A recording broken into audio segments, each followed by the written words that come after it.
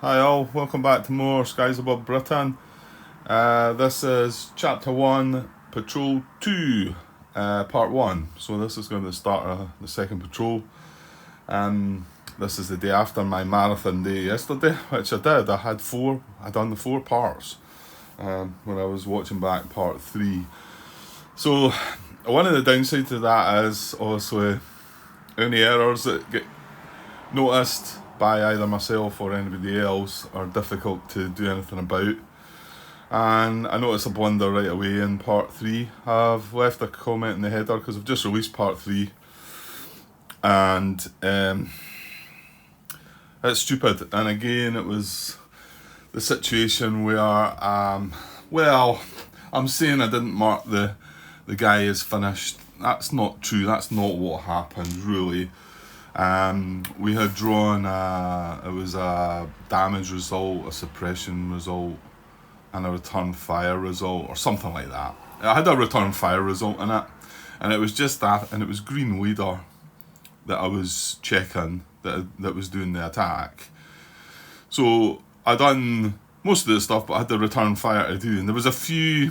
I want to say there was a bit of a query going on. It was isolating a tile, and I had some thoughts in my head going on at the time. But the previous combat, it had been Red Leader. He got a return fire as well, and we drew it, and he got a green hit, which doesn't apply to him. So when I got around to doing Green Leader, and because I was faffing about with some other things, I says, right, I've still got to draw the return fire. And then for some reason I thought, no wait, I drew it already, and it was a green hit, so he's fine. It wasn't. The green hit was for the Red Leader, so we didn't draw a return fire for that guy. So actually I was going to fix this. If I draw a chit right now for him, he then, I followed up what he done next, because obviously he didn't draw that hit marker or that return fire marker. And what he done next was he attacked a bomber in the next bomber formation step. Is that the bomber formation step? Yeah. And he actually done a damage to the bomber, and that was the third point of damage on the bomber, and then we eventually finished that bomber off. However, within that combat, he got hit himself. He went to the engine fate box, and he actually ended up in the hospital. I think he's in the hospital. Yeah, it was Warren. Yeah, it was Warren. It was one of our veterans. So I've got him. Well, actually, I've got him down for a bomber kill. So that's the problem. I'm going to have to score one of them off. I think it would have been. Well, no, I need to know who hit the last bomber. Then I'll just take it off every. I think he was the last one to score. What I felt was only fair to do here. I started wondering here if I could draw the chit, but if I draw a chit, I mean, I suppose I could draw a chit, and if it turns out to be a hit, I could roll, and they might get lucky. I could do that actually. I'm going to do that. I'm going to draw a chit for him, and if we get a hit, thing is, if we don't get a hit and he gets sent back to base or something, if it's something else like the mechanical failure or something like that, if any of that happens, unless I get away with a hit here, what I'm going to do is I'm going to because like I say, his next action was. The next thing that he done completely in the game was attack a bomber, deal at 1 point of damage, and then get sent to the engine fate box, and then his role at the end was hospital, so he's in the hospital. So I think that's bad enough for him. So we'll maybe not chalk the bomber hit off if we roll and succeed here. Let's do that. I think that's even fairer actually, to be honest. Let's see, we'll draw something weird that's really going to mess it up a bit. So this is a return fire chit. Sticking my fingers again. Return fire. Right, it is indeed in hit, so that's probably the best thing, I think. And it's a 6, so we've got a chance. So a 6 to the fuselage. So in actual fact, if he fails this, going to the fuselage box would have been better for him. However, he then wouldn't have dealt that damage to the bomber. So if we don't succeed at this die roll, I'm going to chalk the victory point off for that last bomber. So we need to roll a 6 or better. Let's kind of hope we do this, because I think it's a bit of a shame if we lose that in that VP. So let's get a 6 or higher. Oh dear. Or a 1. Right, okay. So what I'll take from that is I won't change his fate box or anything like that. I won't. I'll just leave him that he got sent to the Indian fate box, but I'll take off his hit on the bomber, which means that we probably wouldn't have destroyed the bomber. So I'll reduce that. So I'm going to take the bomber kill off of the second bomber kill off of Everett. He's still got 1. I'm not sure if it was him that killed the bomber that we're talking about here. You know what? If I watch, I've still not watched back the rest of the footage. If I do watch back the rest of the footage and I find out it wasn't the one that he destroyed, if it was somebody else, I'll try and find theirs. And because you see, it could be Kotsurinas, and he's dead. Well, anyway, so that reduces our bomber kills to 5, which reduces our victory point total to 11 rather than 12. I think that's about as fair as I can really do it. I mean, I suppose in some ways by doing that, I could have maybe put him in the Fuselage fate box and done a roll, and I might have got a better result for that, but I won't do that. I'll just leave that thing, because that was my bad. Right, okay, yeah, so we've got 11 victory points instead of 12. Okay, that's the only thing I've noticed up to now, but then I've not watched parts 4, 5 and 6 yet, and that was completing the patrol. So, moving to this next patrol, so everything just gets reset, I believe. You know, there's nothing in the rules or anything that says that you do anything different. I mean, what you've got to do is sort your pilots out, but apart from that, there's nothing. Well, hold on here. There is something, isn't there, regarding the hospitalised guys. Well, first of all, these guys are killed in action, right? So, I mean, these can come away. Two veterans killed in action and 1 veteran in the hospital. That's terrible. Right, so these guys are killed in action. Let's sort these guys out first. Well, I say sort them out, but it does say that we can replace one of these names here with a new name and sort of start again. So let me do that then.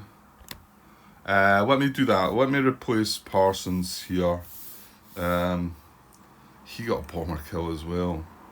He got a bomber kill. He got a bomber kill. Oh man, and so did he. 3 of my guys that were killed in action got bomber kills. That's harsh. Well, it could be that one of them might have shot down the bomber that we've changed. If I find out that was wrong and Everett didn't shoot down the one that we've just said wasn't shot down now, I'm going to give him his point back, his bomber kill back. So I think that's only fair. Finding that in the footage though is going to be tricky. So I'll if I remember and I see it, I'll give him his credit back, because these are all going to be chopped off anyway.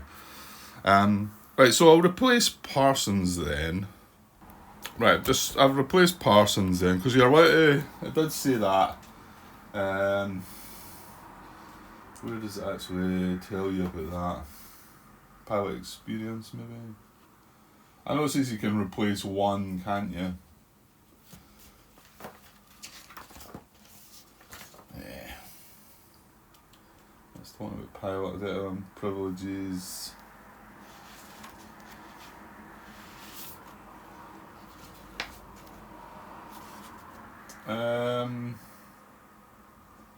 Come on, Grant. There we go. To replace a pilot. Squadron limit. Yeah, squadron may never have more than 20 pilots. Yeah, it's here. To replace a pilot. No, wait. Yeah. To replace a pilot, who's it tell? In that campaign, you're permitted to replace one scratch pilot after each patrol. Okay, that's it. To replace a pilot, invent a new name for the replacement and write in the space under the old pilot's name. Well, I've just rubbed it out. The new pilot is green, 0 patrols, phone, and 0 kills. So I've just scored him out. Now, he's not phoning any patrols, and he is green, remember, so I need to put a G in there. So, yeah, 3 of the veterans lost, and they're, if I get to bring them back, they're going to be green, so we're only playing with... Oh, no, we're not playing with... 1, 2... Did we have 4 veterans?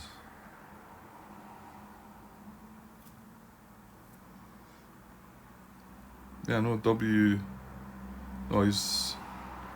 Oh, sorry, that was... Sheehan's not. He was green. There was 2 veterans that we had eliminated, and one's in the hospital. That was it. Yeah, okay. Okay, so I've recreated him. And now we need to set up... So I think with my recreation of him, that was... What was it? Peters. So I can flip this over and give that a green cube, and then he is now going up here as a possible pilot to find the next mission. Now these 2, I've got to say, are just removed and set aside. However, I might be able to bring them back in the future, because again, at the end of the next patrol, I could replace Kotsarinas, for example, with a new name. So... Right, so my next issue is, what you've got to think about is, all these guys could fly another mission again without any harm, and probably want to get the green pilots flying the mission. No, hold on. I need to sort this hospital bit first, because do we not deal with this at the start of this and at the start of the patrol?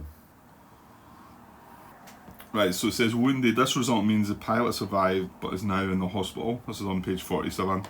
Place the pilot marker in the hospital box, and at the start of the next patrol, roll a die for him. Do this after assigning pilots to aircraft. Oh, okay. Because if he gets discharged, he's probably going to not have to. He's probably going to have to sit it out anyway. So, okay. Well, I do need to assign the pilots first. So let's come back to that and let's assign the pilots. So all these pilots are good. These are all fine. So we could fly them again, which I think makes sense to do that. But you can see we've got 1, 2, 3, 4, 5, 6 spaces here. Yeah, because 3 were in the hospital and 3 were killed in action. Oh, this is bad, isn't it? This means we are not going to be able to... Was that right? Was there 3 killed in action? Yeah, and 3 in the hospital. So we're missing 6. So we've got to use 1, 2, 3, 4, 5, 6, 7, 8. There's 9 pilots up there. We've got to use 6 of them, which only leaves 3. Mind you, we're bringing 6 new ones in. Yeah, I don't know. I can't work out the numbers there. If I'm bringing 6 new ones in, then they'll be available for the next mission. So I'll need another 6. 3 I'll have available still, and the 3 for the hospital. It looks to me like some of these guys are going to have to fly patrol number 3 and be fatigued. I want to say maybe, possibly, it depends what happens in the hospital, I think. It depends. So I've got to assign these first. So I'm going to assign T, that's Tansy. There you go, Liam. You're getting your place. I'm going to give him. Yeah, he's a hippie, so he's going in the green section. And I know before I was kind of randomising these, but I think now you've got to sort of. Yeah, I want to spread the green pilots out, for instance. Anyway, so and I'm going to Peters, who's just came in, who's green. I'm going to give him to blue 3. And then, well, I suppose the rest I could randomise, couldn't I?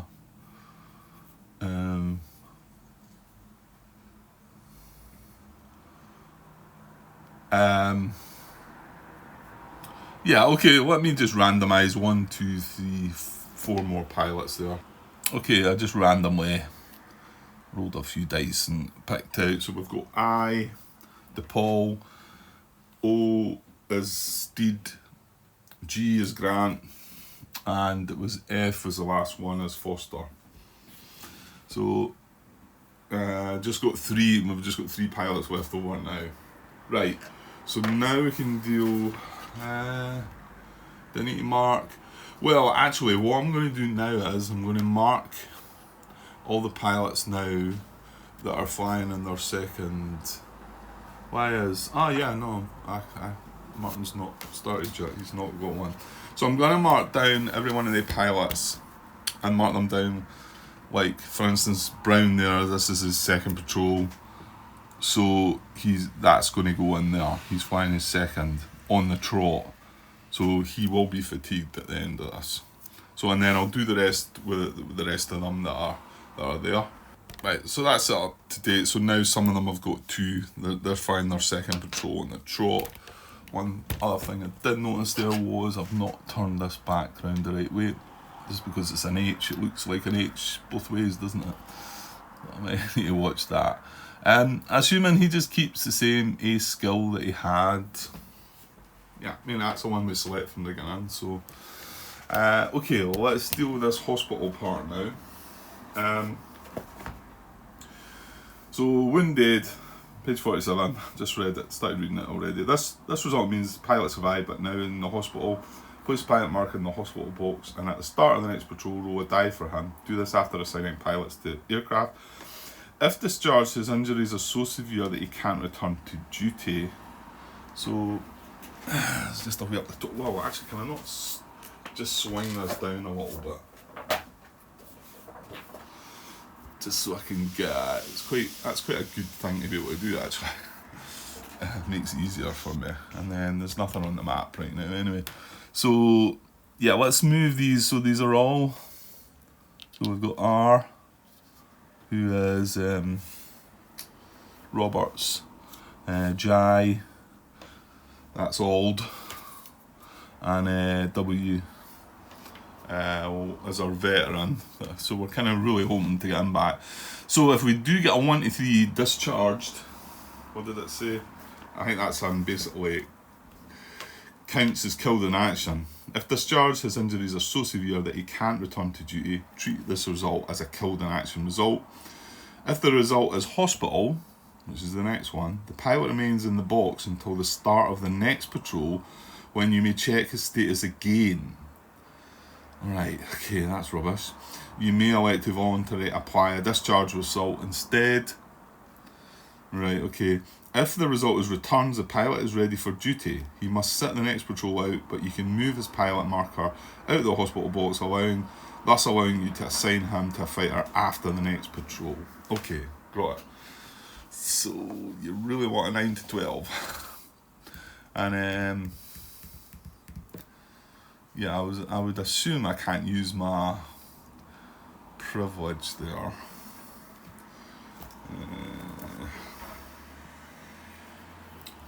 I mean, it did say the thing is that I'd used it already anyway, so I don't think even if I could use it here. Where's it, veteran privilege? What's the one I'm wanting to find? Lucky Charm, isn't it? No, that's the skill, Grant. What's it? Pluck.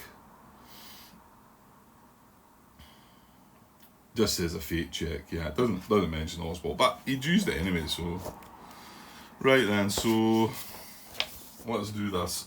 Right, so I'll do them in this order. So we'll do Roberts first and see what we get. Well, we really don't want a 1 to 3. A 48 is almost as bad though. Here we go. 7. So he's staying in the hospital. And then Jai, this is all. Oh, Stu, you're back in the game. Back in the game. So he, what was it again? He returns 9 to 12. We rolled a 10. Returns, so he can just go. Yeah, I can just put him up there beside these other pilots. So he can't come in this patrol, but he's available for the next patrol. Good stuff. Right, we could do with one more of them. Come on. Yes! Look at that. Well, that went well. I mean, we didn't discharge anybody either, so we've only got this guy who was a green guy. He's staying in the hospital. We get our veteran back. Again, though, he can't participate in this patrol, but yeah, that was good, actually. That worked well. Right, I think that's everything. I think that's us all set up. And I'm definitely wanting to find out about this Every, which bomber he took out. Because if he didn't take the one out that I said that we weren't going to count as a kill, I'm going to give him his point back. It didn't matter about the other two guys that got bombed. Well, actually, yeah, Warren, he got the bomber kill. He's still in the game. We'll see. I mean, if it happened to be in his one, I'll scratch his out and give Every his back. I'll try and remember to look at that. Because I do like to get everything done properly. It's never easy, but okay. So, actually, yeah. Well, I need to set up the patrol marker, the vector markers again, don't I? So give me a second.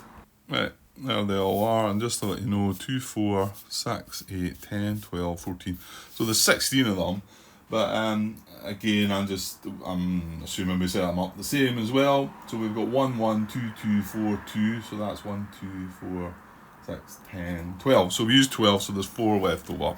So I'll randomly pick them and get them up on the map there. Alright, there we go. So 1, 1, 2, 2, 4, 2. So that's that set up. And now we're going to roll to see where our squadron marker starts. So it's a 1 to 5 deep, 6 to 7 middle, 8 plus coast. So let's see what we get here this time. A 5. Oh, that's going to be deep this time.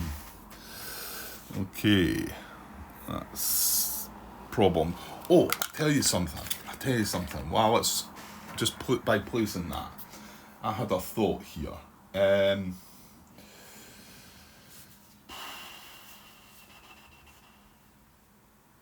Yeah, let me just use the cards for this. I was saying that, right, we do a reveal. And we've had 2 goes at this now. One was a practice, and I think we've hit the raid vector marker right away, I want to say, both times. So, but I was saying that if we don't make contact, it then allows you to get access to this and be able to adjust this. And contact is a May option. So I started thinking, I was saying, well, it's better maybe if you don't make contact right away, because you've got these better opportunities to position this better.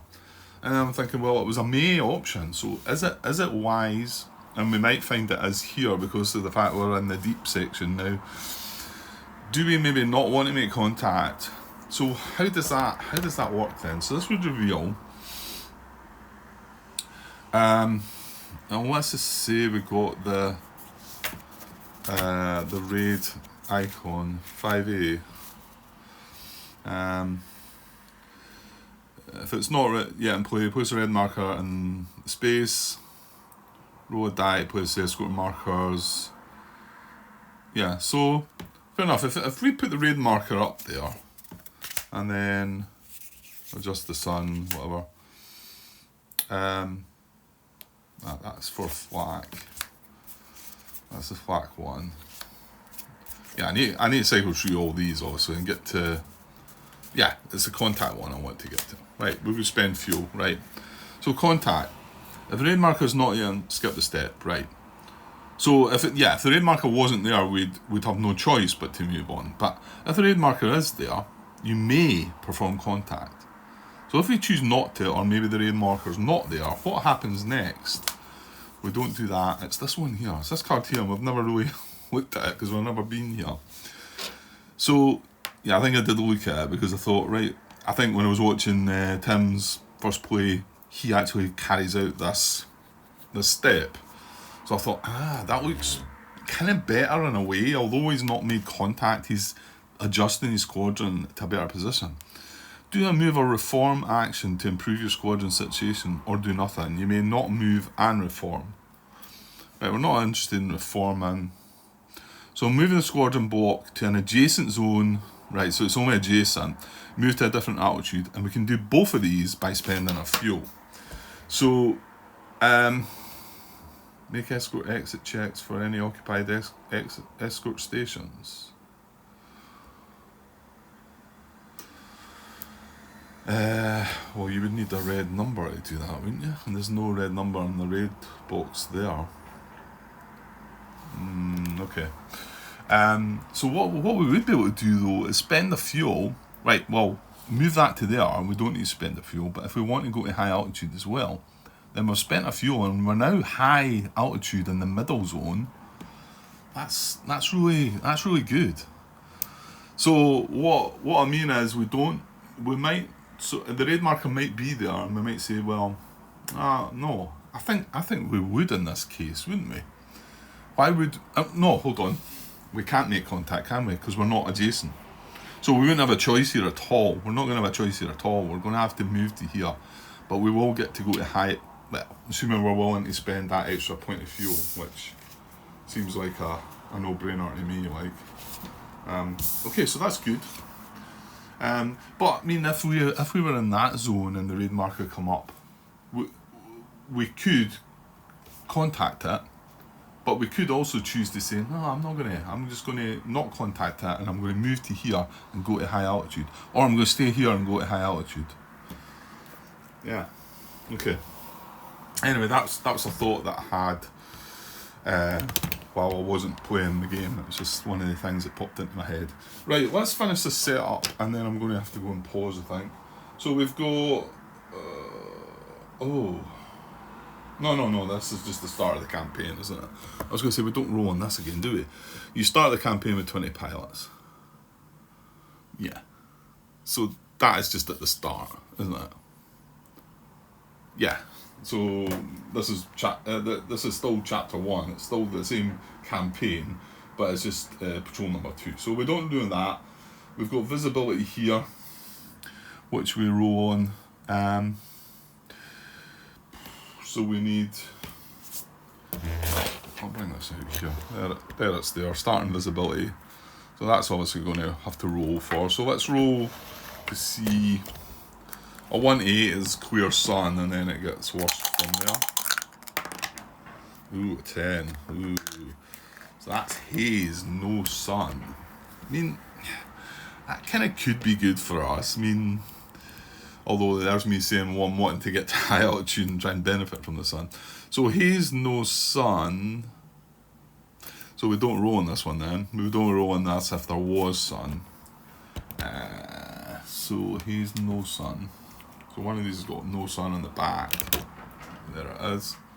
So no sun, and we go in the haze marker there. And we obviously don't use this other marker because there's no sun. Yes, Grant, indeed. Right, and then, well, escort stations come later, and our bomber type and configuration comes later as well. Okay, I think that's us set up, ready to go. So, yeah, I kind of just wanted to get to this position here so that later on, I should be able to get maybe another couple of parts in today if I'm sneaky enough. But better go and get the dogs out tonight. Although it looks kind of miserable today. It was a lovely day yesterday, and it's like yucky out there now. It looks like there's started raining as well. I don't know. Scottish weather, that's what you get. Okay. So yeah, I'm about half an hour in there, so I will just go on pause, and I'll be back later. Cheers. Hi all. Right, back to continue this. No, it's not part 7, Grant. It's part 2, because this is Patrol 2, isn't it? So this is no, sorry. This is part 1 of Patrol 2, isn't it? Yeah. So whatever it says in the title, anyway. But I'm pretty sure that's right. This is only the first part of Patrol 2. Okay, so I've been away for quite some time, but hopefully finish this part and hopefully get another part done before the end of the day. We'll see how that goes. So we've been watching back a bit more footage. We got part 3 released. Actually, I might have said that earlier. No, sorry. I just got part 4 released. Yeah, didn't see any issues with that. However, I've been watching part 5 and spotted another error. Fortunately, it kind of helps with the error that I'm going to fix.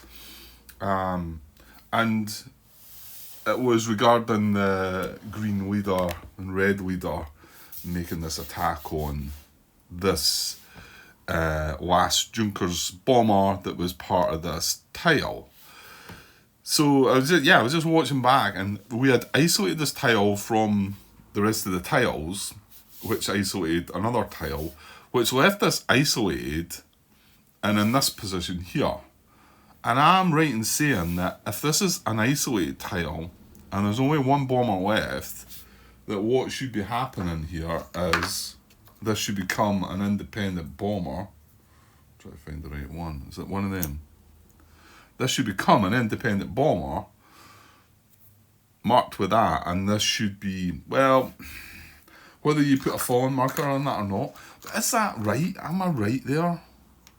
That if there's only one left and it's isolated? Now, I have found out, because I thought even if that was joined to another tile, that would become an independent fighter. But I found out that's wrong. But however, once this becomes detached and there's only one aircraft left in the Keta, I think it is, something like that. Then does that not become an independent fighter? Maybe you should just make doubly sure about that, because you can't leave that tile like that. Sure, you've then got to sort of mark that like that. Does that? You think that would show you in the rule book? And I'm not saying it doesn't. I'm just saying maybe I should find it in the rule book. You know, right? I couldn't find it in the rules, but BGG, somebody's asked this question, and apparently it's in here. This is on page 21 under the burst step and support here. So let's just check through this and see what it says. The bomber card is organised into 3 rows. Use the top row if the target bomber is printed on a bomber tile and that tile is adjacent to at least one other bomber tile. Have I got a card? No, I've got all the cards shuffled up. I don't know. Well, hang on, there's a card there. So that's using the top row when they're joined up. Yes, I mean, I understand most of that. It's just this sort of last bit that's... So... Yeah, and the tile is adjacent to at least one other bomber tile. That is, it touches another tile. Use the middle row if the tile is isolated. That is, it is no longer adjacent to another bomber tile.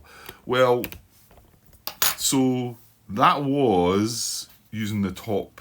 Sorry, let's take that away at the moment, right? Let's take that away. If we had that situation there, which is what we had... Well, we didn't have this. But that is using the top row. If I was to attack this, right, it was Green Leader that caused the trouble. He was the troublemaker. So if I was to attack this, I'd be looking at the top row of the card, right? Like I say, I've not got, there's a card there. So I'd be looking at the top row, and I'd be looking at starboard. I'd be looking in there. That's fine, I understand that.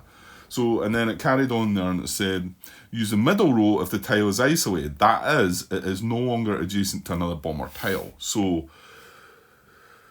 I think when we first make the attack on this, we do indeed isolate this tile. So now we would be using the middle row, which is the tile is isolated. However, this is what I did here, but however you can see that both other bombers are destroyed. So I think it's now going to tell me that because of that, we shouldn't be using the middle row and we should be using the bottom row, I think. Use the middle row if the tile is isolated. Yeah, okay. Use the bottom row if the target bomber has fallen. Right, well, it's not fallen, but hold on, read on. That is, the fighter is attacking a bomber marker and not a bomber in a bomber tile. or it is attacking a bomber on an isolated tile, and it is the only bomber on that tile. Yes. Okay, so that's what's happening here. It is fighting an isolated tile, and it is the only bomber on that tile. So that's telling us that we should use the bottom row. Now, would you leave it like this? I suppose technically, because it's not. It doesn't say it's fallen, does it? Or does it say you could do that? It says the top row represents the combined gunnery of the bomber's neighbours, while the bottom row represents an absence of support when staying out of formation. Middle row represents the breaking apart of a formation and the dissolution of support. See, I want to say that hold on. The guy that asked the question, he was talking about, it was scenario 8. Let me see, and he said that the example showed this. Scenario 8 is a full basket here. So let's have a little glance at this then. Let's see if we can find his where he says example. Oh no, hang on. Scenario 8 is just that. Right, that doesn't give you an example. Wait, now I'll check his post again. Right, actually, it's mentioned in step 6 of the scenario 7 example. That would be down the bottom here, wouldn't that? As I've got a bit glare there, haven't I? So, yeah, he says this is where I think it suggests that this could be marked fallen. Yeah, see, this is the same situation. We've got 2 fallen markers on the one, and it's an isolated tile. So it says this is the situation after red 3s. Sorry, I don't know if you're seeing that or not. Hang on, let me just lift it up here. So, it's not going to get glary bits. This is the situation after red 3's attack. All 3 bombers are considered lone bombers. The player could replace the bomber tile and its lone bomber with a lone bomber marker, but in this example they won't bother. So in actual fact, he's not sort of saying mark that as fallen, but I wouldn't want to leave that tile, I wouldn't want to leave that tile like that and just say, right, it's an independent fighter bomber that we're attacking, and leave it like that, because that would confuse me. So I think I would want to do that, but I'm not quite sure if it's really that it's fallen or not. So, but what it is telling me is that while that was like that and being an isolated tile, that is we would be looking at the bottom row to check that, because it's just a lone bomber. And I think in future I'm going to do that. If I get that situation, I'm going to do this. Please tell me if that for some reason is doing some harm, and then I would move the lone bomber out and whatever. Now remember, if that was attached at that time, that is not the case. Even if there's only 1 bomber left in this tile, if it's still attached, we actually look at the top row, not the bottom row. We actually look at the top. We don't even look at the middle. We look at the top until we isolate that. Then by isolating that, we actually isolate that and bring that as a lone bomber because of the state it was in. So okay, so what does that mean? Well, it was actually red leader and green leader. So red leader was attacking. Sorry, no, it wasn't that, because I was attacking it as an isolated tile, thinking it was isolated. So when I looked at the card, I looked at the middle row. I should have been looking at the bottom row. The result in the middle row that we took was a damage. The result in the middle row on the bottom, which is what I should have been doing, was a green hit. So nothing would have happened there. So this wouldn't have took its second hit. Then when I'd done that, I said, why did I then make it an independent bomber then? Why did I not do it from here? Oh, I'll tell you why. Because there was a distress number. I think it was 5. Yeah, it was 5. 1, 2, 3, 4, 5.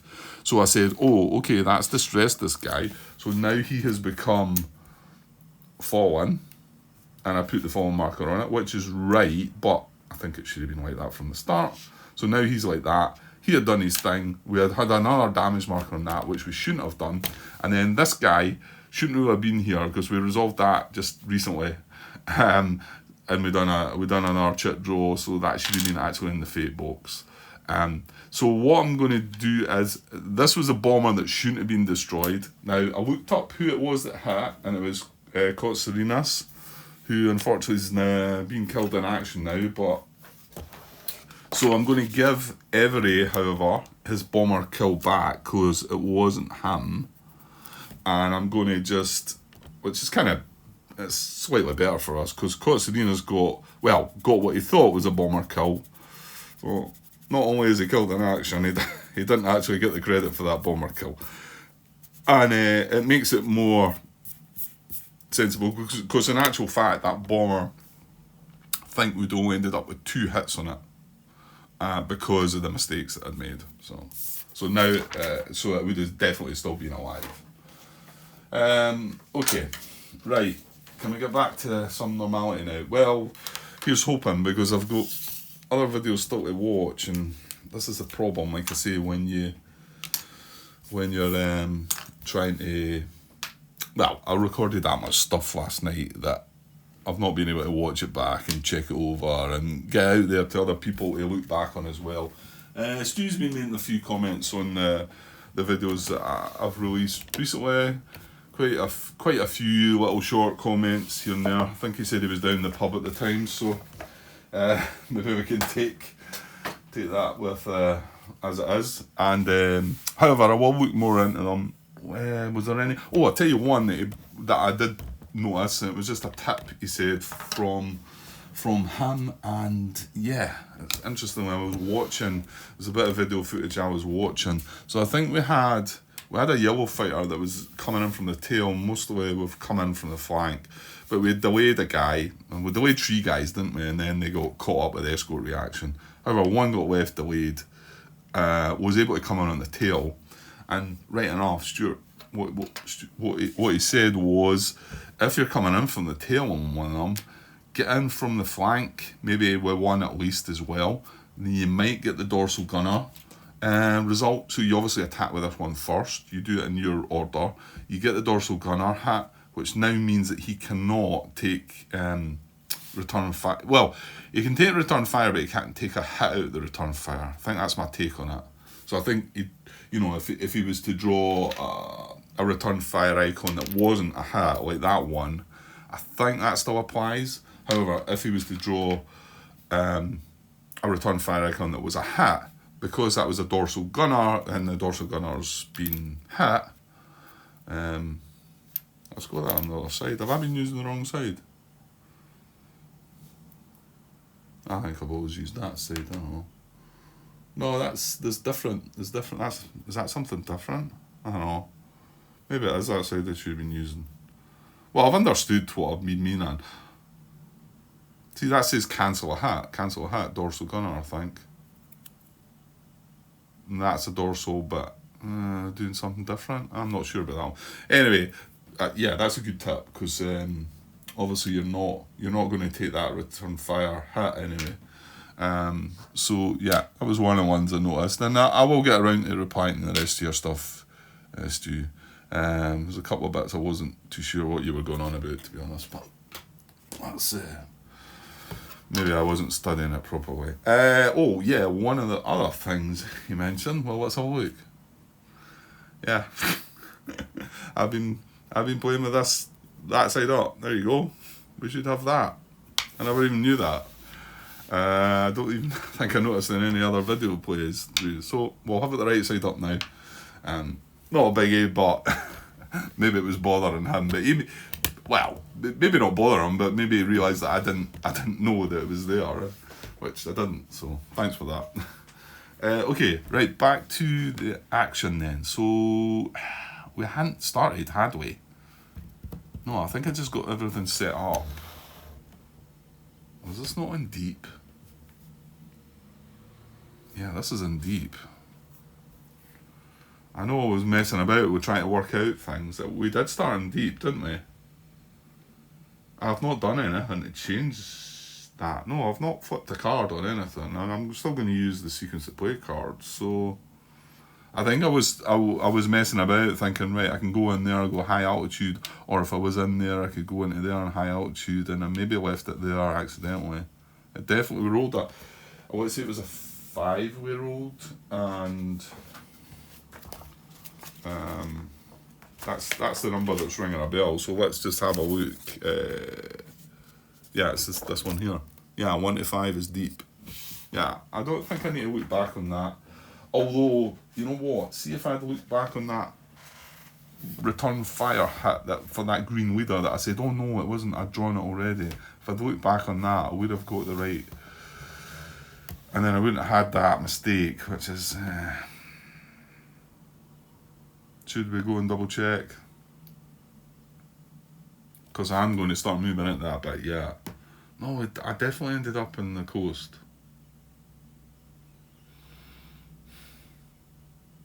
I better check. Right, give me a sec. Right, yes, it is indeed deep. And it just must have been when I was messing about with things. Look at that. So that's where that's starting. Right, I've got to remember now that I've got 45 minutes on this video, so already, and I've not really done anything yet. So can we start? I think so. Yeah, we've not got escort markers, we've not got bombers up, so I'm gonna shove that up a little bit, and yeah, I'm gonna use the cards still.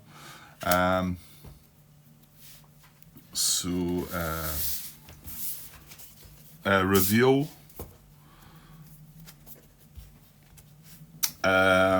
Okay, so that's first card. That's the first thing we do. I always kind of like to just look at the sequence of play just to keep me right. Yeah. So reveal is page 43. Tells you there, page 43. I shouldn't really need to start looking at this. Come on. So if the raid marker is not yet in play, reveal markers in the rightmost space of the track one at a time. Simple, right? And then we're going to go to whatever card, whatever symbols come up. So the raid marker is not on the raid track. It's not yet in play, sorry. So we're going to reveal these two, okay? Yeah, I've got everything's there, up to date. Yeah, that's good. So we're going to reveal this first one. Oh, there you go, bang. Take that. So go to card 5A, it says down here. I think that's maybe not good for us, but... Well, I can't contact anyway, can I? Because that's what I realised, that I can't make contact anyway because we're not in or adjacent to that zone. We're not in or adjacent. Right, if the raid marker is not yet in play, place the raid marker in the vector marker space on the raid track. Right, and we're putting it the right side up this time. Okay, there we go, Stu. That's where it goes. Okay, so, and then if the visibility is clear, it is not. It's not clear. We've got haze and no sun. So if the visibility is clear, road eye, so we're not going to put the escort station markers out. If visibility is not clear, place the raid marker and go back to card 1. Defer rolling a die for escort station markers until contact happens. Right, so we're not getting the extra information there. The raid marker is already on the raid track. Right, it's not. So we're going back to card 1. And...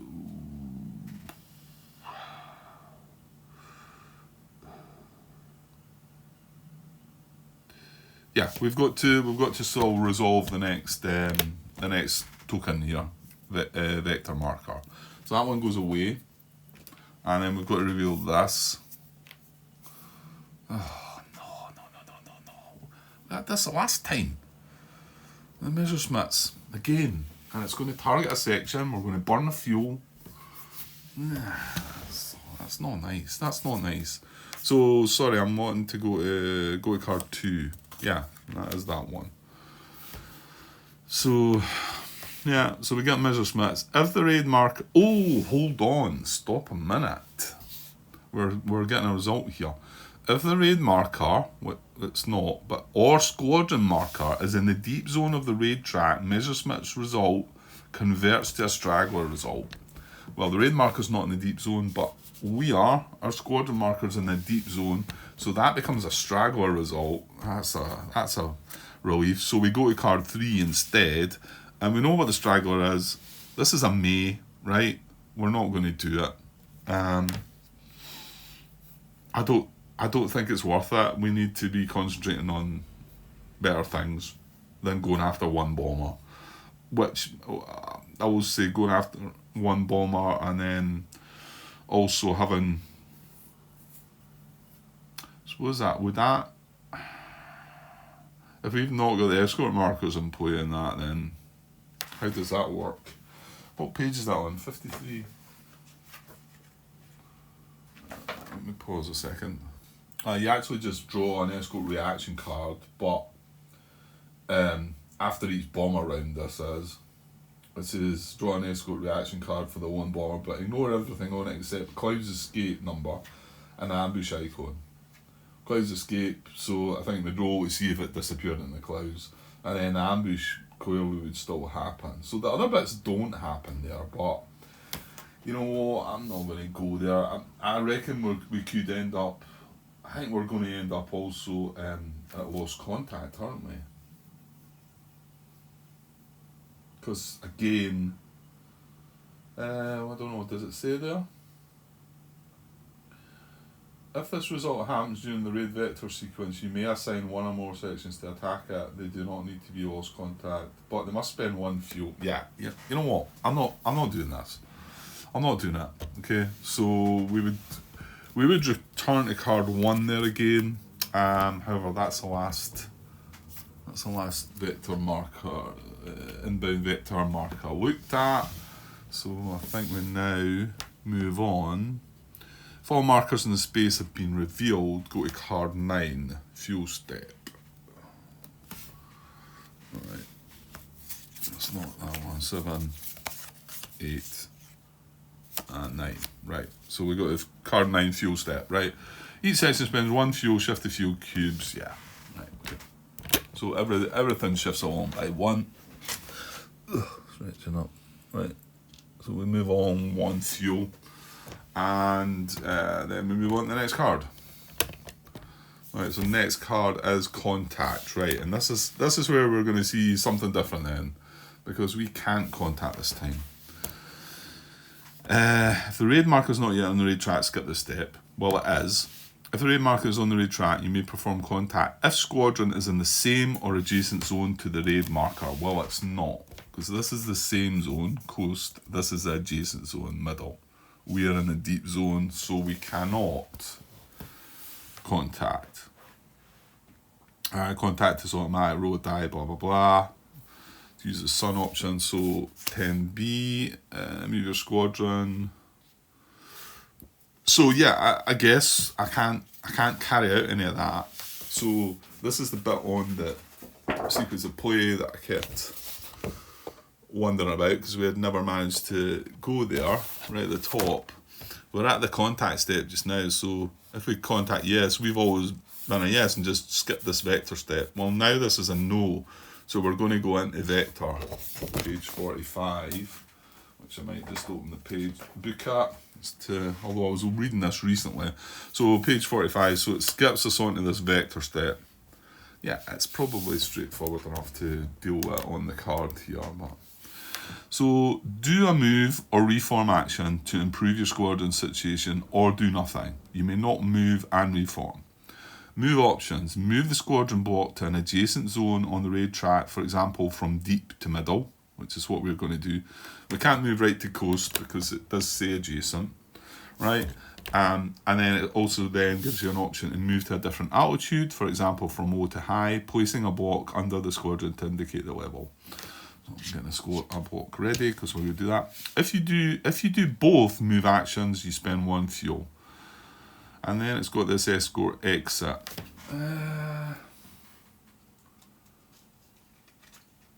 Escort exit. During this phase, make an escort exit check for each escort station marker on the interception map. Follow the procedures explained in C escort exit. Okay, there must be a possibility that this can happen while this raid marker is over one of these red numbers, because you need the red number to do the escort exit, don't you? Refers page 39. Check each escort station marker on the intersection map to see if it reduces or removes from play, roll a die. Compare it to the red number. Well, there's no red number printed here, so we can't. And to be honest, we've not actually got the escort stations out yet either. So yeah, and in actual fact, although the card lists these actions in that way, in the rules it actually does this bit first, this escort exit. That's how it's worded in the rules. It says do that for, well, it doesn't say first, but it says make an escort exit check, then you may take actions to improve your squadron. So maybe they should be the other way about, really. I don't know if it matters or not, but and then reform. Right. Oh, whether you perform a move action or not, go back to card 1, reveal. Okay, so we are going to do this, and we are going to move this to the middle. We are also going to spend that fuel and put this at high altitude, because I think that makes sense. Feels like it's the right thing to do, and we spend that extra fuel.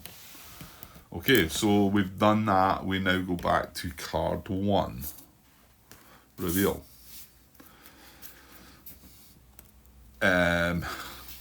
So yeah, and again, looking at the sequence of play, you can see that after that vector step, it just brings you back to card 1, reveal. Because we're not going to get anywhere until we start contacting the raid. Right, good stuff. So card 1, if the raid marker is not in play, well it is. If the raid marker is in play, reveal the vector markers in its space of the track one at a time.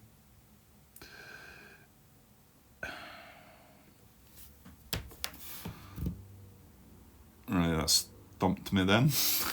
Because I know the other step, what is it? The raid vector step is where it moves it on.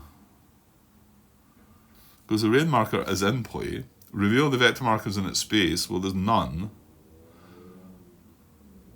Apply top effect. Well, actually, it's just saying here if all markers in the space have been revealed, go to card 9, which is going to now look at the possibility of contact again, isn't it? Oh, actually, no, we're going to spend more fuel. Right, well, that's the downside to all this. I think that's okay then, isn't it? Is it 1 reveal, page 43? So we reveal. If the raid marker is in play, move the raid marker to the next. Oh, no. Oh, this doesn't tell you that here. That's missing a bit of information then, as far as I can see. Because I kind of thought it was going to move at first, but it doesn't say that. Well, here's reveal in the rule book. And just looking at this bit, because if the raid marker is in play, move the raid marker to the next space in the raid track. If on the inbound row, it moves to the left from coast towards deep. If on the turn space, it follows the arrows. Then reveal the vector markers in that new space. If there is more than one vector marker in the space, reveal all of them one at a time, applying each marker's effect. See, I thought that's what we were going to do, but I was going with the card there, and I thought, well, it must be different then. Because again, like I say, we've never went through this procedure before. So almost got caught there because this, hang on though.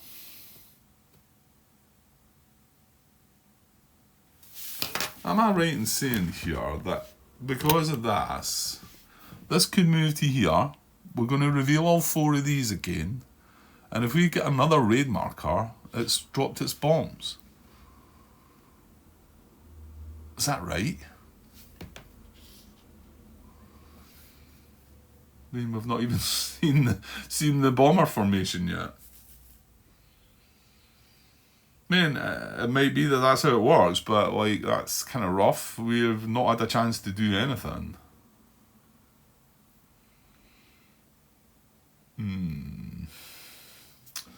Right, hang on, let me look at this a little more. Okay, I do indeed think this is how this works. Let me just read a comment here. Now, the question here was raid marker and reveal phase. I'm not going to read out the question, whatever.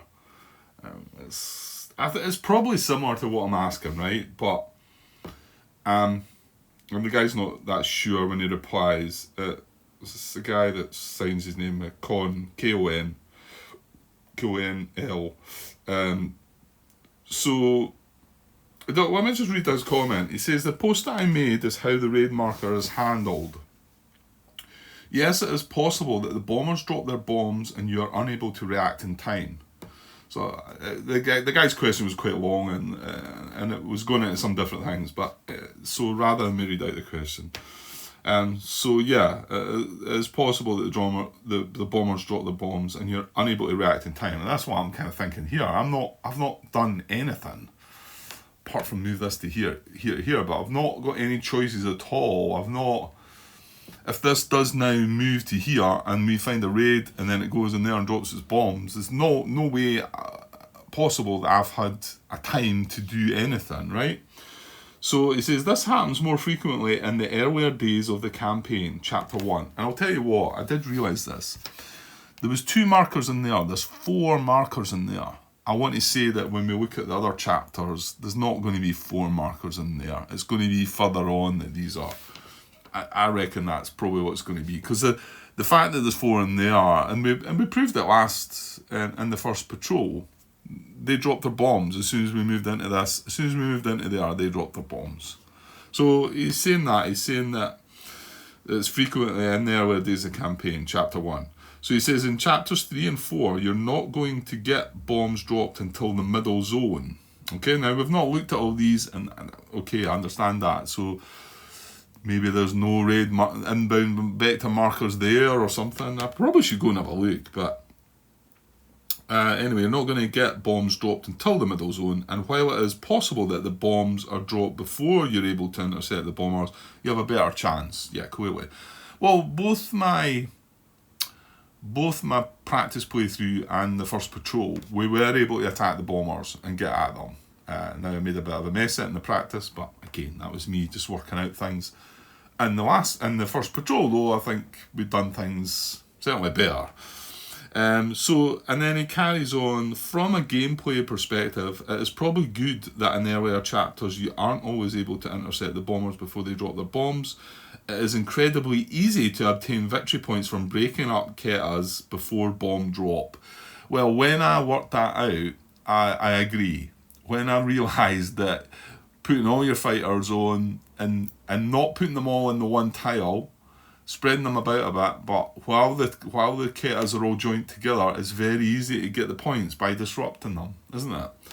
So it's kind of easy before the bomb drop. If you always got to the bombers before bomb drop, you would rack up so many victory points that it would seem ridiculous.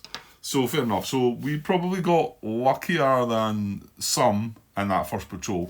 And me saying that this made it easier because we were able to manoeuvre and go to high altitude, well, that's maybe going to prove not the case, because if we draw a red marker in there, we're not getting any points from any isolation of any tiles.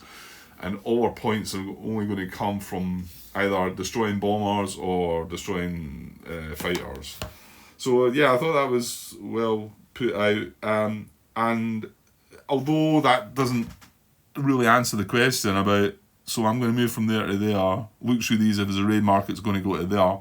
It's not really answering that question, but there's nothing to say that that's not what would happen. And that's what I'm going to do, so it's not good. That does feel like a glitch on that card, though. If the raid marker is in play, to me, it should say move the raid marker along and then reveal markers in its space. Yeah. Yeah, it should, shouldn't it? It definitely says that in the rule book. If the raid marker is in play, move the raid marker to the next space in the raid track. If on the inbound row, it moves to the left. If on the turn space, it follows the right to the... Then reveal the vector markers in that new space. If there is more than one vector marker in the space, reveal all of them one at a time, applying each marker's effects before revealing the next marker. So yeah, want to take note of that if you use a sequence of play cards. Don't sort of think. I mean, because you could look at that and it doesn't say to move the raid marker, and it says that if all markers in the space have been revealed, go to card 9. You would then automatically go to card 9, which is what I was thinking of doing at first. But I was scratching my head at first because I felt like this should move first, and it should. It's just not really clear on that card there. Okay, so we are going to do that. We're going to move this to here, and we're going to start revealing these 4. Well, I mean, I suppose we could maybe get lucky and not get it. Right, so we start off with weather. So let's just use the cards for that. Weather is card 8. Which is here. So visibility changes to haze. If the sun marker is on the intersection mat, it remains there. Well, it's not. If visibility is haze already, it is now clouds. Ooh. It was haze already. It is now clouds. Remove the sun marker if it's already on the intersection mat. Well, the sun wasn't there, so it's now clouds. If visibility is haze already in clouds. After that, go back to card 1. Just bullshit. I suppose I've just had a little bit of scare there with that. Visibility changes to haze. The sun is on the sun. If haze already, it's now clouds. Remove the sun marker. Yeah, it's simple. So then back to card 1 again, and we're going to reveal the next. Actually, I'll leave these 1 to 8 out. 2 to 8 out because I'm going to be looking at them next probably. Now, I know that's me over my hour now, isn't it? So. God, the time just flies in. Flies in. Right, next one. Right, well, still no... No, I've got the Messersmiths this time though. And we're not in the deep zone. Right, they do go... Is that the right order? Looks like it. Yeah. So that one is card 7. So turn point... If there's no... Right, so we're messing about with the weather again. Roll a die, even number, shift to sun position. Well, we've not got sun. If there's no sun, visibility is now clear. So...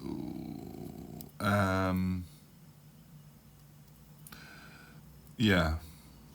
Clear. And the sun's position is... Roll a die.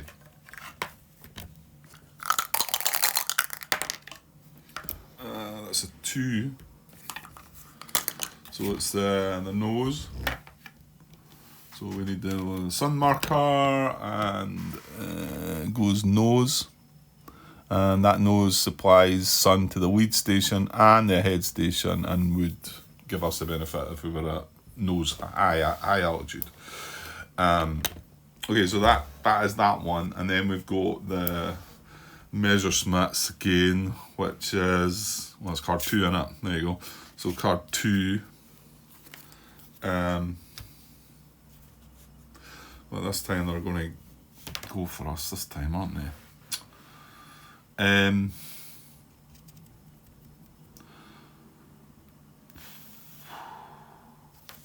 on a second. Yeah, just had a quick glance there. I just feel like... So I mean, these sequence of play cards, when I've not done certain things, or I've only done them once or twice maybe, I'm just wondering. Of course, that little reveal has thrown me a little bit. So I'm just looking at turn point again, page 54. No sun visibility is now clear in the sun's location as we've done that. However, it then says, if escort station markers are not yet in play, roll a die to populate the intersection map with them, as per the situation manual's escort station table. I mean, maybe I should have realised that, because initially when we were going to check for them, it had to be the sun, had to be in... No, it had to be clear weather, didn't it? Does it not say that? When it's time to populate them, do this in clear visibility the moment the raid marker is placed on the raid track, or in other visibility when you make contact. Well, it does say it in the rules. It does say we should do that now. If escort station markers are not yet in play, roll a die to populate the interception map with them, as per the situation manual's escort station table. So yeah, I'm going to do it. So, what's that visibility marker? So our escort stations are here. It's a bit glary. Yeah. Not much I can do about it. Right, I'm gonna roll die. Anyway, let's see what we got.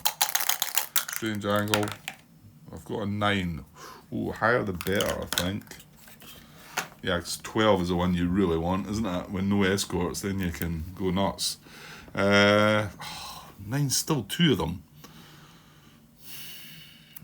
Both 109s. That's not very good. However, we've not got the high one. The high one's bad. So we've got weed and starboard, and it's 109s. Not heavy.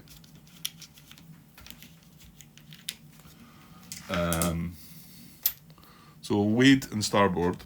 So where are we? Weed is away up there. Well, actually, that's benefit. That's in the sun right now. And then starboard's here. So both 109s on their white side. So okay, they are. Right, yeah. I mean, that feels like that was right to do that, and well, it certainly does say it in page 54 of the rules. So it wasn't mentioned on the card there, but anyway. So Messerschmitts, here we go. Right. Raid marker or squadron marker is in the deep zone. Well, it's not in the deep zone this time. We moved. So if it's not in the deep zone, select a section at random. If none, select a fighter at random. So it's a section at random. If it's a section, it's going to spend 1 fuel. So it is going to do that, and then we're going to draw a Luftwaffe advantage card and go to dogfight. So just looking at in the rules, it says who fight, select a section at random. If none, select a fighter at random. So yeah, not good here. Not good. Right, let me move these cards out of the way for now. We'll keep that there though, but just off to the side a bit. Right, so we're going to randomly select one of our sections. It's got numbers up the top here. This is 1 to 3, 4 to 6, etc. So see what sections have been involved here. That's 12, so it's going to be blue section here. So I'm just going to leave them up there. However, if they go lost contact, then I'm going to move them into, well, I've set out that area up there for lost contact stuff. I've not really used it. So yeah, if a section immediately spends 1 fuel, so we do need to do that. It is blue section, so they're going to spend a fuel. And then we're going to draw a Luftwaffe advantage card, and it's 109s, isn't it? Yeah, tap by 109s. Okay, that's not a good start, I don't think. Right, hang on though, give me right, 27 minutes, this video's getting long. Oh, I can't just stop here, can I? Well, I could. I mean, I'm going to come straight back anyway, but no, I should resolve this tile first. Yeah, let's just resolve this tile. It's just it might. Okay, let's just do it. Right, so it's a section. We're getting against 109s. Head on, so that might be a Hun in the Sun. And there's a 109 escort station that's in the sun. So if this is the one of the ones that... Oh, hang on though. Don't think Messerschmitts applies at all. Did we not have this recently? So hang on. So it's a head-on rota. The 109s. I'm just going to use where it is there just now. And Hun in the Sun, clear or haze only, where we are clear. If escort station, it must be in the sun. Replace the rota with a swarm. And not only replace the rota with a swarm, the swarm's tailing us rather than head on. Which, well, tailed you get to manoeuvre, but head on you don't. So, yeah. What is it I want to look for here? I want to look for Hun in the Sun, yeah. And page 8 or 9's ringing a bell. I've been there a couple of times now. Page 9. Hun in the Sun.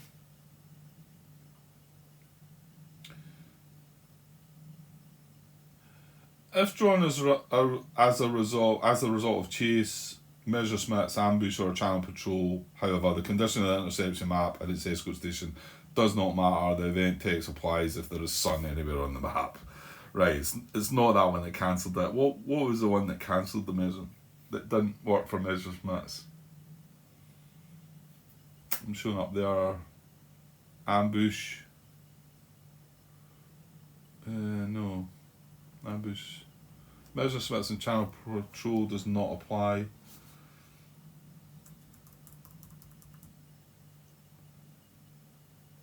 Something to do with escort markers, isn't it? Right, okay, this does apply then.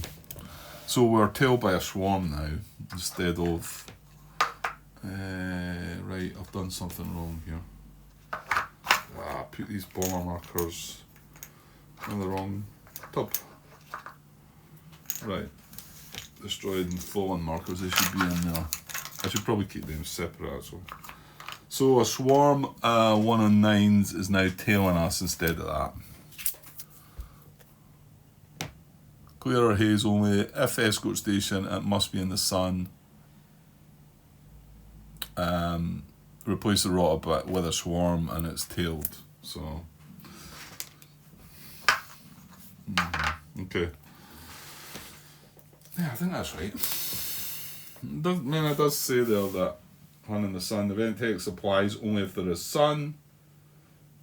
And then if it was drawn for intercept or help rise, it only applies if the escort station is in the sun. If it's drawn for Messerschmitt's and some other things, however, the condition of the interception map and these escort stations doesn't matter. The event text applies if there is sun anywhere on the map. Right, okay. Right, we're going to try and evade then, I suppose. Now, this is a section I know I was talking before about. We never used turn or section, slip. Members, and then I realised slip can only be used as a section. Now, this is a section though, so we could do this, but I think we want to try and stay in contact because we go to round 2, the bomber, the dogfight, then we're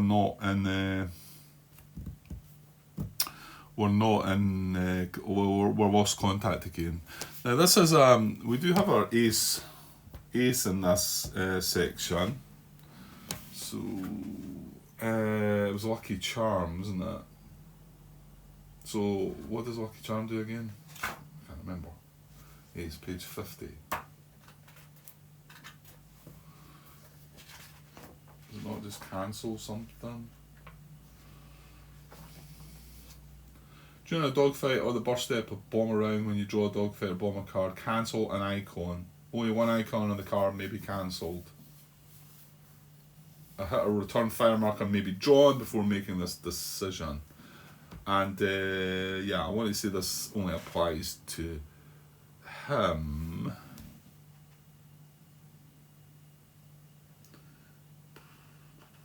During a patrol, use the ace marker to help you remember which pilot is ace or which has used their skill.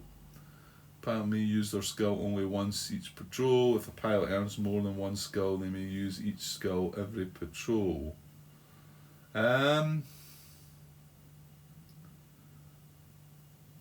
It's not saying there actually. So the fact he's part of a section here.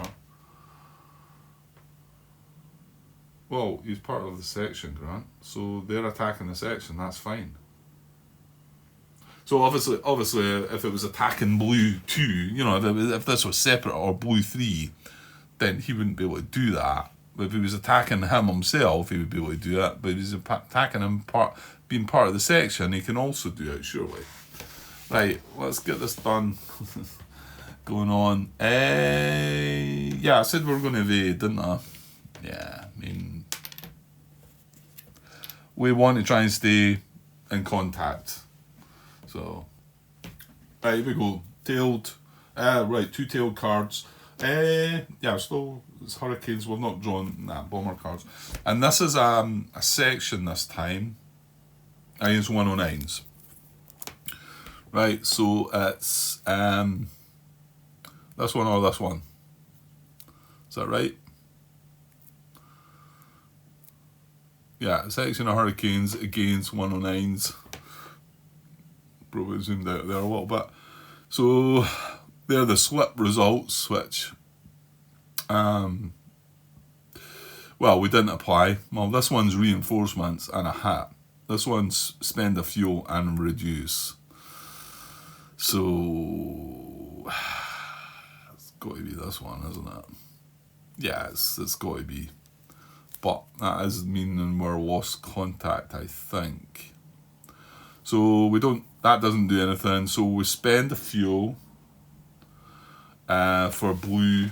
I'll just move that off camera. So I'm moving a blue cube along one more, and they get a reduction. Let's tail this carpel. So they reduced down to 3, and then because we evaded and they're still tailing us, they're now going to reduce down to 2. So it's going to be a Rota 109s now tailing us. That goes, well, I'll just keep hold of that because I think we're going to do it again. So that was just checking through the, not the bomber cycle, the dogfight cycle. Blaze fighters, there was no head-on combat. Tailed manoeuvre we done. Tailed combat we done. There's no tailing combat. Hit checks, it's none of them. Resume. Yeah, if the section or independent RAF fighters still engaged with the German fighters, they are lost contact. Move both the RAF and German fighters to the lost contact area, or mark them a lost contact marker. Go back to card D2, which is head-on combat, nothing doing, tail manoeuvre, so that's where we're at. So I'll not move them out of there just yet, because I'm going to chuck them up to the side. Well, I could... yeah, I'll maybe just put them in there, but... I'll just carry on with the combat here first. So, well, you see, this time there's no real rush, so I mean, maybe we should. Let's go nuts here. And maybe I shouldn't do that though. Maybe I should just do an evade again.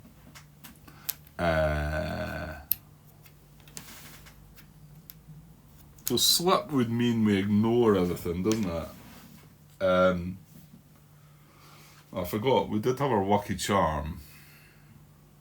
Yeah, there's nothing we really wanted to ignore there though, was there? Well, the fuel, nah, you wouldn't have done it for that. What am I trying to find here? Slip. Attempt to slip one RAF fighter behind the Luftwaffe fighter marker. If the slip icon appears, everything else is ignored, and then we're behind it.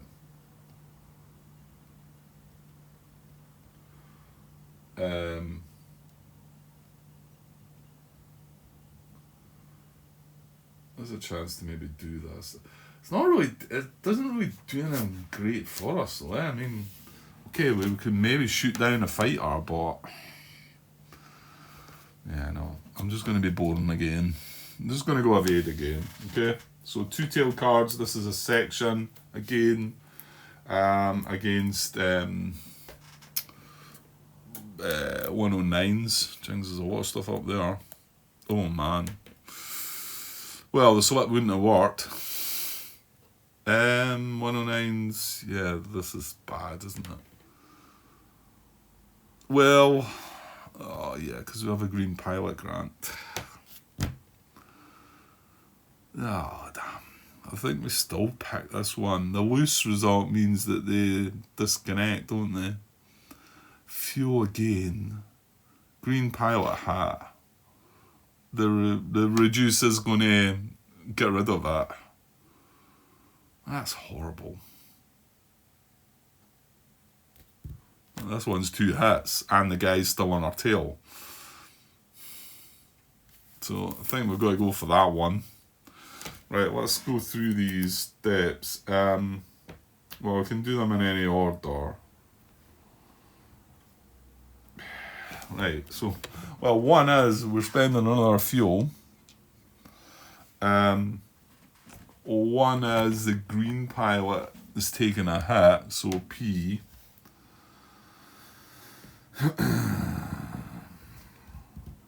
Yeah. I mean, yes, this base skill could remove one of these. Just checking the loose result. I think it just is going to knock one of the aircraft. The RAF fighter becomes independent and is now contact. If the section is tailed, you may have the Luftwaffe fighter marker tail the RAF fighter.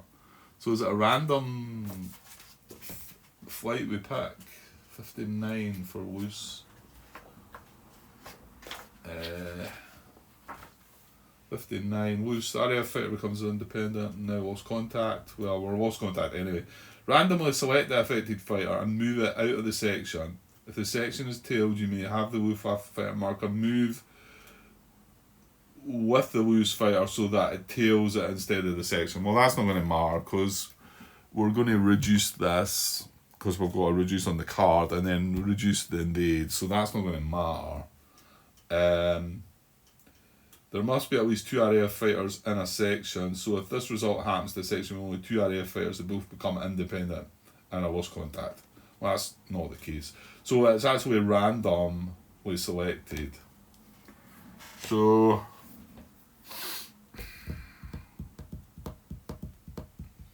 well, we're going to do the reduce. So that reduces that down to that, and then at the end of this, the evade's going to finish them off. I'm just wondering about cancelling the green hat. Well, let's do the loose result then, because I'm not going to cancel that. So this is a 1 to 4, 5 to 8, 9 to 12 to see who leaves the formation. It's 12, so it's going to be blue 2.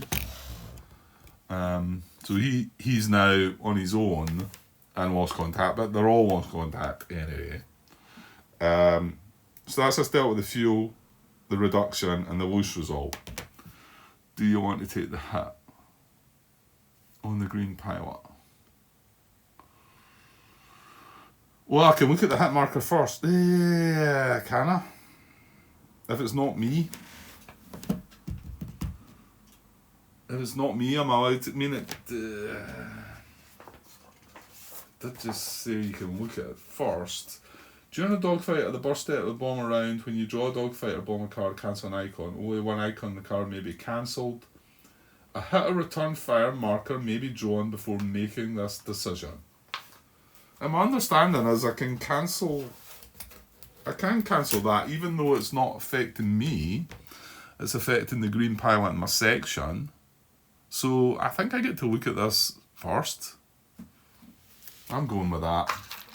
Right, okay, so we're going to draw the hit marker for the green pilot, which is blue 3 there. Right, and we get, right, see it's a 5 to the wing. Let's leave them with it. Let's take a chance, eh? Okay, so I've done everything on the card. Loose, fuel, green hat, reduction. And then, because this guy's still tailing us, he then reduces it because we played the evade. Right, and then we've got to check for the hit marker. It's 5 to the wing.